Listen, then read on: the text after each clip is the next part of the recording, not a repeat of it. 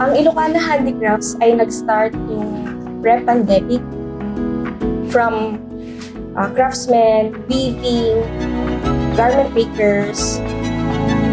Dito po sa Lawak nag-start lahat. Pati sa Karatig, bayan din po, meron po kaming tagagawa doon. Kami po ang Ilocana Handicrafts. Ako po si Cherry Lynn Baltazar Arriaga. Kambal ko po si Cherry D. Ito naman ang aking supportive husband. Imo Alar. Na-discover po namin na marami po palang workers dito sa area namin.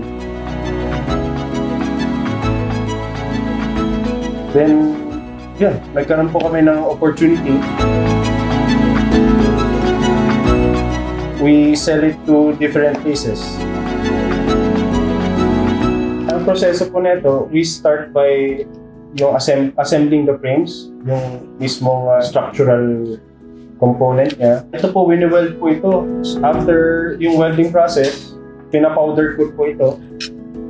Then, we start weaving by hand. Nakakagulat, maganda po siyang tingnan. Kaming tatlo, may iba't iba kaming skills na nagsabing pwersa para sa Ilocana. Nung lumapit po si Mrs. Gico po sa amin, nakita po niya yung potential ng business and yung mga tao namin, yung skills po nila. Then, tumulong po sila i-develop ang aming product na hindi po namin akalain na kahit pala namin gawin. Which is, nag-come up na po kami dun sa metal baskets po namin. Hindi kami makapaniwala na nagawa po namin.